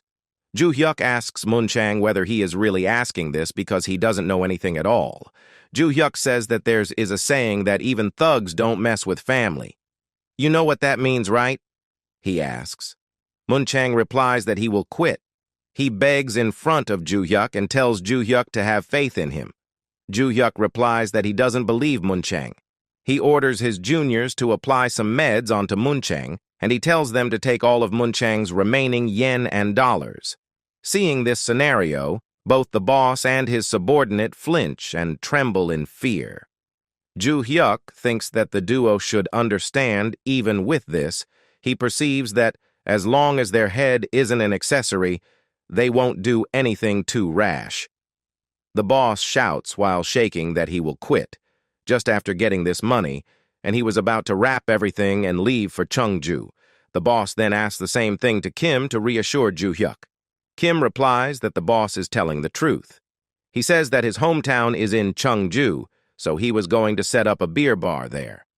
Ju-hyuk asks them why they are making a fuss, but then he says that since both the boss and his subordinate have said this with their own mouth, then he should keep at it. While leaving, Ju-hyuk advises them to live kindly from today onwards. He smiles as he thinks that bad guys like them are so easy to deal with. He then goes to meet John Hyo to give the profit of 50%. Hyo laughs, while saying that he has never met a surprising person as young as Ju-hyuk. Shall I say, I can look into future? Ju-hyuk asks. Ha ha ha ha ha. It might really be true, Hyo laughs. Ju-hyuk says that he is always grateful to Hyo. John replies that if an opportunity arises, they should invest together next time. Both of them feel totally honored to work with each other while shaking hands. Now then, since we've gathered some investment funds, shall we focus on taking over the nightclub? Ju-hyuk questions while buying drink and steaks. The gang ate all the foods in 10 minutes. Ju-hyuk says that now he will start talking as everyone is full. Ju-hyuk asks the boar from where he has learnt interior designing. The boar replies that he did the interior design of his house. He learned quite a few things following his father since he was young. So Ju-hyuk tells the boar to take care of the interior of the nightclub and decorate it in a luxurious style suitable for Gangnam. The boar replies that he has the most confidence when it comes to interior design. Ju-hyuk says that then the next important thing is bringing DJs. The dwarf speaks that he will recruit the DJs. I only know how to use my strength. Brother? Then, what should I do? The muscle asks. Ju-hyuk replies that Seokob should follow him around from now on. He tells Seokob to carry a memo pad so that Seokob can write down everything. The muscle replies that he will do his best to serve Ju-hyuk. Will the customers come to the nightclub just because we did some remodeling? Seokob asks. Ju-hyuk replies that they have to create word of mouth if they want people to come. The boar asks Ju-hyuk how he is going to do that. Ju-hyuk replies, saying he has his own ways. He asks the trio, which celebrities do they like? The muscle replies he likes Lee Yori, as she is the extremely pretty, outstanding queen. Then, what do you think will happen if Lee Yori comes to your neighborhood club? Ju-hyuk questions. The muscle replies that he will come right away to meet Yori, even if she is in the next neighborhood. Joo-hyuk conveys that it is the power of celebrities. Joo-hyuk says that he will not be the one who will call the celebrities, but he knows the person who can call them. He tells Muscle that there should be one set of outfit in the room, so Muscle should wear those for tomorrow, as the person they are visiting tomorrow is a scaredy cat, so if they leave a bad impression, they may not want to meet Joo-hyuk. The dwarf asks for the club's name. Joo-hyuk replies that it will be called by the name JS Club. Why JS? The dwarf asks. Joo-hyuk smiles as he thinks that the word JS has a deep meaning to it. Next day morning, Seo Koeb finds the outfit uncomfortable. It's so embarrassing. Do I have to wear this every day? He asks. Joo-hyuk replies that a big guy like him mustn't waver because of some clothes. The person won't meet them if they go there dressed like thugs. So, he tells Seo Koeb to stop making a fuss. How may I help you? The receptionist asks. Joo-hyuk introduces himself as Lee Yongkwang PD of KBN and says that he has a lunch appointment with CEO Han Sang-joon. So, he would like her to guide them there. The receptionist says that she would escort them to the CEO's office. She then calls the CEO to notify him that they have a guest. Joo-hyuk remembers that the security was weak in the past and so is now, as they are going inside easily without being checked. Well, it's a good thing for him. They knock on the door and the CEO permits them to enter. Joo-hyuk opens the door and enters. Huh? It's my first time seeing you. Are you the new trainee? Who are you? The CEO asks while smoking a cigarette. Joo-hyuk replies that, even if the CEO doesn't know who his guests are, he must greet people who come to visit him first, instead of smoking on a chair. Joo-hyuk tells the CEO to keep up the manners while talking to somebody. Then, he asks the CEO to have a seat on the sofa next to him. A young chick, wet beside his ears. Who are you to order me around? I'm here. What do you want? The CEO asks while blowing the smoke at Joo-hyuk's face. Seo Koeb then blows out the cigarette. Goodness gracious, you really have no morals. How could you blow your cigarette smoke to someone's face? He asks as he gets really pissed because of the CEO. Joo-hyuk reveals the CEO's real identity. He says that the CEO's name is Han Sang-joon, externally an entertainment big shot who has succeeded several girl groups and boy groups, but in reality, a dirty person who runs 5-room salons and sets up his trainees with rich pimps. Han Sang-joon says sorry for not recognizing them as he thinks that they are from the police. Joo-hyuk reassures Sang-joon by saying that they are not police. After hearing this, Sang-joon changes his attitude again. He says that he got scared for nothing. Yeah, I did some pimp work. So what? Why? Is one of the trainees your girlfriend or something? They sold their bodies because they wanted to. What do you want me to do then? Huh? Sang-joon questions while revealing his true nature. After hearing all this, Joo-hyuk gets really pissed off. Sang-joon tells Joo-hyuk to report it lawfully. Joo-hyuk replies that this matter cannot be solved lawfully when the police executives are taking the CEO's money every month for backing him up while keeping their mouth shut. So Joo-hyuk tells the CEO to neatly grant one wish. The CEO replies that he is not obliged to grant the wish, though. He asks, why should he listen to Joo-hyuk's favor, even when Joo-hyuk doesn't have the guts to report it? So he tells Joo-hyuk to stop this nonsense and leave. Joo-hyuk orders Muscle to get the CEO while he goes near the trophies. CEO Han Sang-joon, you haven't grasped the situation well yet, have you? Joo-hyuk questions as he picks up one of the trophies. He says that he was wondering if there'd be another way, and then he found an easier way. He says that matters like this can easily be solved with fists rather than talking. He tells the CEO that if he moves, then his bone will be crushed. Joo-hyuk then swings the trophy toward Sang-joon's face, but he stops in the nick of time. The CEO gets terrified as he says that he wants to do it words rather than fists. He says that he will do whatever Joo-hyuk wants. Joo-hyuk tells Sang-joon that he should have done that earlier and dares him not to change his mind. The CEO tells Ju-hyuk to say anything and he will cooperate. Ju-hyuk says that it's nothing much. He is just opening a club at Cheongdam, Dong. So he wants some singers and celebrities to just sing, dance, and enjoy themselves. Is that all? The CEO questions. Ju-hyuk replies. Saying yes, he says that he'll give them drinks and a free room if they say that they came out of CEO Sang-jun's recommendation. So he tells the CEO to send a lot, and it would be even better if there are top-class actors. Top-class actors? Sang-jun repeats. Ju-hyuk asks the CEO whether it's hard for him to send some top-class actors. The CEO says that he will tell the celebrities, but he doesn't know whether they would come or not. Ju-hyuk tells Sang-jun that even if the celebrities don't want to come, he should make them, as he has that kind of connection. The CEO again blabbers that the top-class celebrities have high pride, so he doesn't know if they'd come to such a place. Gangbuk CO Chief of Crime Department, Moon Dae-gyu. Do you want to eat jail food with the person who receives pocket money and bribes from you? Ju-hyuk asks as he reveals Sang-jun's partner in crime. How did you know about Chief Moon? The CEO questions while getting confused. Ju-hyuk replies that he knows everything very well. He knows about Han Sang-jun and Chief Moon Dae-gyu's close relationship because he looked into it himself. He then says that he assumes that Mr. CEO has grasped the situation now. He says that Sang-jun should have given his business card first to his guest while taking Sang-jun's business card by himself. With this, JS Club's opening preparations are over. Now to Cheongdam Dong Gangnam, it's time for Ju-hyuk to create sensation. After some days, the JS Club's sudden news of uproar reached to the head of the Gangnam faction through the members.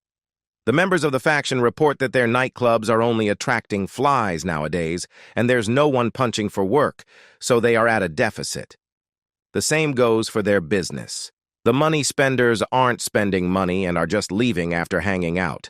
They don't even see people's shadows once midnight hits. Those old moths only eat the basic food and leave. How can we earn money, they wonder. The president of the faction speaks up. He kindly tells the members to leave for now. One of the members shouts that the reason for their downfall is because of the newly formed club named JS. All their money spenders are going to the JS Club. So he tells the president to quickly act on it. The president again tells them to leave. Then all of the members leave, except the head of department. JS Club? What is that place?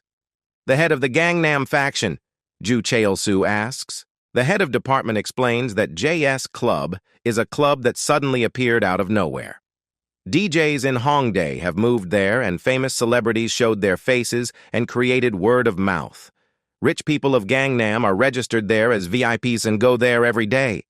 Ju Cheol-soo says that he doesn't know who it is, but they're smart as they successfully made good use of the human psychology of wanting to be treated special by introducing a VIP system. The head of department informs that the JS Club's members are looking for properties at Gangnam Station to open more branches. Cheol-soo replies that if it goes like this, it will affect their rice bowls. Rich bowls is a term used to say that it will affect their job and work that feed the owner to survive. Head of department, Nam, what should we do to protect our bowls? He questions. The head of department replies that they can steal JS Club's bowls. Cheol-soo then tells the head of the department to pay JS Club a visit and greet them. Additionally, he says not to be too rough on that club. In the next scene, the head of the department, along with some other hooligans, enters the JS Club. Oi, where is the boss of this place? He asks. Seo Kobe shouts that he wants to know the identity of the intruder who barged in at someone's place of business at such an early hour. Ju-hyuk notices a name tag in the form of a red dragon painted in gold leaf which symbolizes that they are Ju Cheol-soo's subordinates. The subordinate tells Seo Kobe and the others that lowly things should step aside unless they wish to get hurt. The boar tells the man to leave if he doesn't want to die, but at that moment Ju-hyuk intervenes and tells the man to leave as JS Club's business hours start from 8 rmr. So they're not open for business yet. Do you think we came here to dance? You look young, though. Are you the boss here? The man asks. Ju-hyuk replies that he is the boss here. The man tells Ju-hyuk to come forward to have a chat. Ju-hyuk says that the people behind the man don't look like they want to do some light talking, though. The head of department replies that they're here to talk, although he doesn't know what will happen if something goes wrong. Department head, why don't we just beat and crush them all? One of the members asks. The head of department answers that they shouldn't destroy someone else's house and livelihood recklessly like that, when the same could happen to them as well. Is there somewhere to sit? The man asks. Ju-hyuk replies that they should talk while standing. The man tells Ju-hyuk that he is dropping the honorifics. Is there any reason to roll my tongue for the guys who came to aim at our livelihood? Ju-hyuk questions while smiling. By hearing this, the head of the department notices that Ju-hyuk has some guts. So he introduces himself as Nam Sang-min, who works under President Ju Cheol-soo.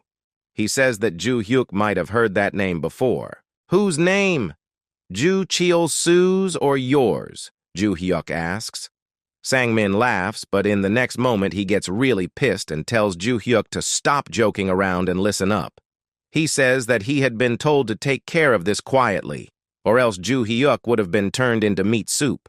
He tells Ju-hyuk that the president would like to acquire this place, so they're giving him this opportunity. Why should I sell a club that is doing well in business? Ju-hyuk asks.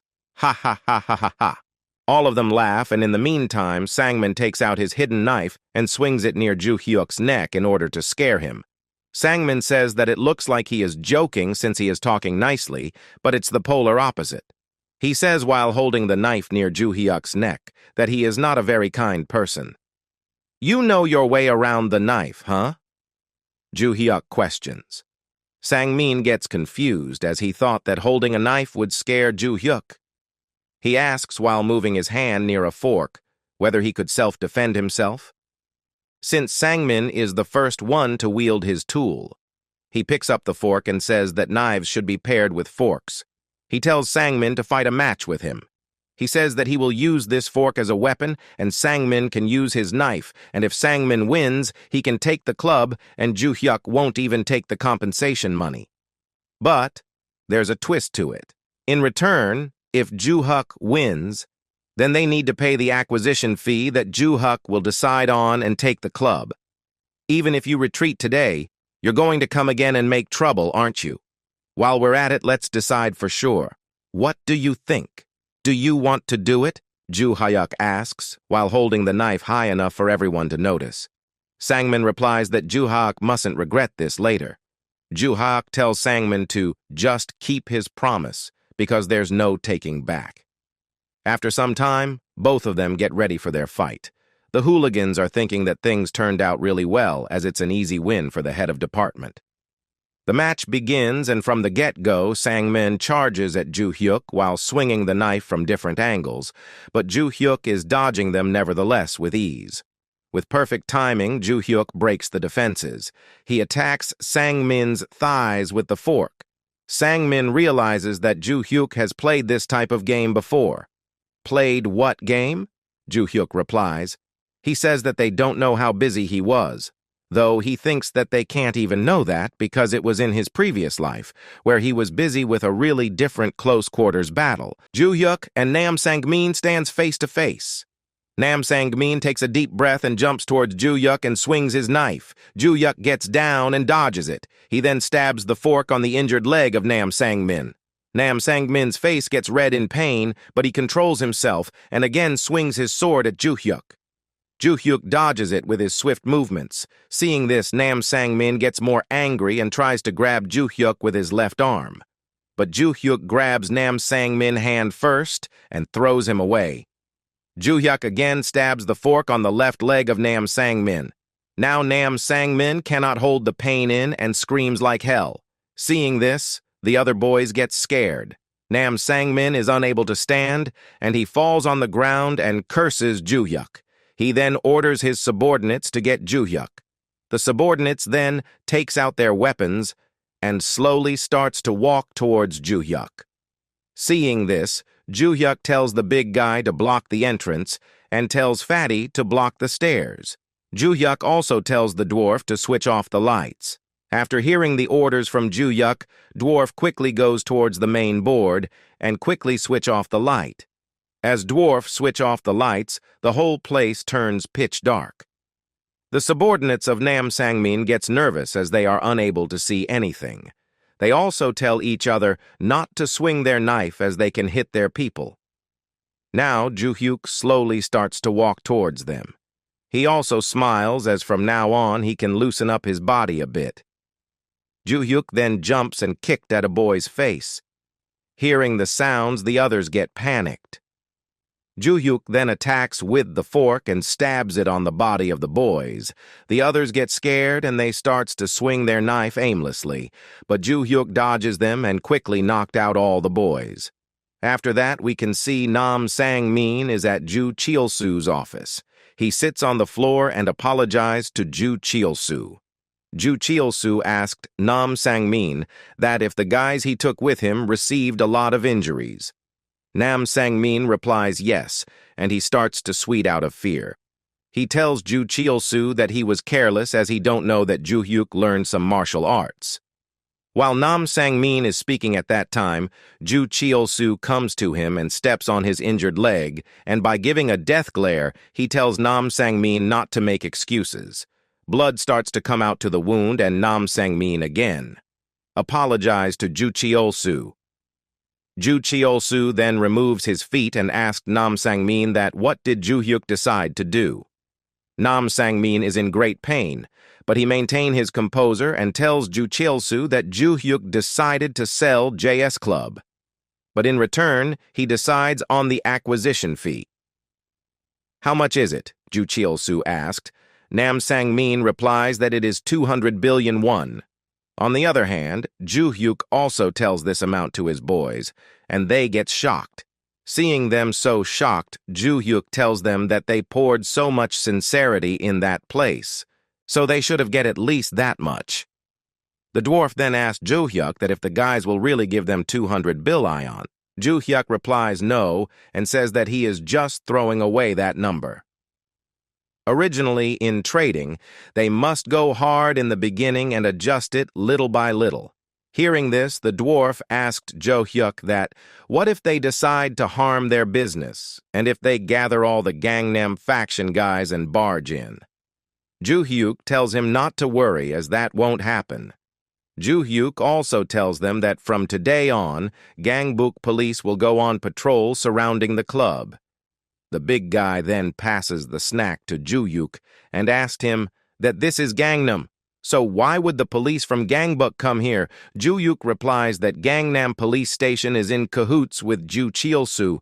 Even if a gang fight occurs in front of their eyes, they'll just pass by if told it's related to Joo Chil-soo.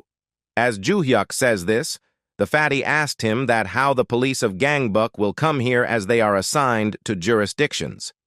Joo-hyuk replies that he has his own ways to make them come. Last night, Joo-hyuk called Chief Moon Dae-gyu and greets him. He also tells him that he has heard a lot of things from CEO Han Sang-joon, such as getting pocket money every month, spending the night with trainees every night. Joo-hyuk tells Moon Dae-gyu that he seems pretty busy these days. After hearing this, Moon Dae-gyu asked Joo-hyuk that if he is the one who sent this box full of photos to him. Moon Dae-gyu also asked about Joo-hyuk's identity and also asked what he wants from him. Since you've said that, this talk will be brief. You just have to do your duty as a police officer. Joo-hyuk says this. Moon Dae-gyu didn't understand his intentions, so he tells Joo-hyuk to elaborate. Joo-hyuk tells that he means a good citizen has become a target of gangsters, and so now he would like Chief Moon Dae-gyu to protect him. Back to the present, Joo-hyuk tells his boys not to worry so much as, unless the Joo Chil-soo's guys gone insane, there would be no incident in Gangnam. He then tells them that Nam Sang-min can come to their place again, and when he arrives, they should greet him politely. After that, All of them starts to eat their snacks, and Ju-yuk thinks that he will take the 200 billion won from Ju Cheol-soo, and he will slowly rip them off just enough to slow down the war, with Gangbuck. After that, in the evening, Ju-yuk comes to a restaurant named Suwon King Ribs. Suwon King Ribs is a famous restaurant, and the objective of Ju-yuk coming here is the son of the owner. Ju-yuk gets into the restaurant, and a man greets him nicely and asks that how many people are with him. As the man sees Lee Ju-hyuk, he quickly recognizes him. Ju-hyuk then tells the man that they should talk. This man is Instructor Rashim, aka Tiger. Instructor. The person who taught Lee Ju-hyuk fighting skills during his days. Lee Ju-hyuk then sits on a table outside the restaurant. Rashim prepares 2 coffee and brings it to Lee Ju-hyuk and tells to drink it. Ju-hyuk thanks him for the coffee. Rashim then tells Ju-hyuk that he didn't know he would visit him first. Lee Ju-hyuk asked Rashim that what did he mean by that. Rashim says that he was quite harsh when he was teaching Ju-hyuk, and there must be a lot of people who want to take revenge on him. Rashim also says that he thought a few people would come after he was discharged, but that's unexpected from Lee Ju-hyuk. Rashim then makes a serious face and asks Ju-hyuk that if he want to do it now or set another time. Ju-hyuk tells Rashim to sit, as he is not here to fight. Rashim gets shocked and asks the purpose of Lee Ju-hyuk coming here. Lee Ju-hyuk first tells Rashim to relax and take his sit. He also ensures Rashim that he is not here to fight. Rashim relaxes and sits down. The two of them gets comfortable and talks about their daily lives. After a while, Ju-hyuk tells Rashim that he wants to make an offer to him. Rashim asked Ju-hyuk that what kind of offer he is talking about. Lee Ju-hyuk gives a nice smile and tells Rashim that they should work together. Hearing Ju-hyuk's offer, Rashim asked him that, what nid of work is he talking about? Lee Ju-hyuk replies Rashim that he is going to start a bodyguard company. Hearing the reply, Rashim gets a bit shocked. He starts to lecture Ju-hyuk. He tells Ju-hyuk that guarding and managing are 2 completely different things. And bodyguard companies will work when they have work, but when there isn't any work, they'll be dead. Rashim also tells Ju-hyuk that some of his seniors started bodyguard companies and became delinquent borrowers, and escorting celebrities when they run events doesn't pay off well. Ju-hyuk ignores Rashim's words, and he runs his own mouth saying that he is going to start a security company, starting with a bodyguard company. Seeing this, Rashim gets annoyed and shouts at Ju-hyuk that if he is even listening to him. Lee Ju-hyuk again ignores him. Take a sip of his coffee and says that he has looked for a place to use as office in Yongsan, and they are going to operate under the name of SA Security, and the CEO will be a professional manager. They will also create a separate department for general affairs and human resource support. After saying this, Ju-hyuk requests Rashim to become the head of the security department at the company that he will create. Hearing this offer, Rashim gets happy, but he quickly controls his emotions and again warns Ju-hyuk not to do this, as after that he will be begging with a small basket. While Rashim is saying this, Ju-hyuk takes a white envelope from his shirt's pocket and places it on the table. Rashim notices it and takes it on his hand and asks Ju-hyuk that what is this? Ju-hyuk replies that it is 100 million won. The amount completely shocked Rashim. Ju-hyuk tells Rashim that it is his as he cannot take a man like him for free. Ju-hyuk then stands up and tells Rashim that inside the envelope there is his business card. And after thinking this over, he should call him. As Ju-hyuk is about to leave at that time, Rashim grabs his hand and makes a serious look and asks him that if he is one of the lottery winners from the last week. Ju-hyuk gets confused and he becomes speechless. Rashim again asks Ju-hyuk that if he is the one who received a 6.6 billion won, Ju-hyuk replies to him that he can think of that way. It's not completely wrong, though, because Ju-hyuk is planning to receive at least 10 times that amount of money from Ju Cheol-soo. Then in the next morning, Nam Sang-min comes to JS Club. His face is very injured. Seeing this, Ju-hyuk mocks him, saying that he don't remember hitting his face. Nam Sang-min tells Ju-hyuk to stop with this nonsense and start talking business. Ju-hyuk also agrees to this, and he tells the big guy to bring them coffee and some fruits. Nam Sang-min and Ju-hyuk then sits on a table. In the meantime, the big guy brings their orders. As the big guy puts the plates on the table, Nam Sang-min gets scared by seeing the fork. His trauma gets triggered by seeing the forks. Ju-hyuk takes one fork and juggles it, and says that forks are really useful as one can stab them into anything to eat. While saying this, Ju-hyuk grabs the fork and stabs it on the fruit. He then points at Nam Sang-min and asks him that if he has prepared the 200 billion won. Nam Sang-min gets furious, but he controls it and tells Ju-hyuk that they should negotiate as 200 billion is too much. I don't think 200 billion is too much, though. I've planned the second club in Apgujeong and the third in Gangnam Station. I'm not only selling the Cheongdam Dong Club. I'm selling you all 3 branches at once. I'm selling 3 clubs that are doing well. Shouldn't I get at least 200 billion? Ju-hyuk tells this to Nam Sang-min. Nam Sang-min replies to Ju-hyuk that they should adjust a bit as 200 billion is too much for them to handle. Ju-hyuk then asked Nam Sang-min that how much he wants to adjust. Nam Sang-min replies that they can pay around 50 billion.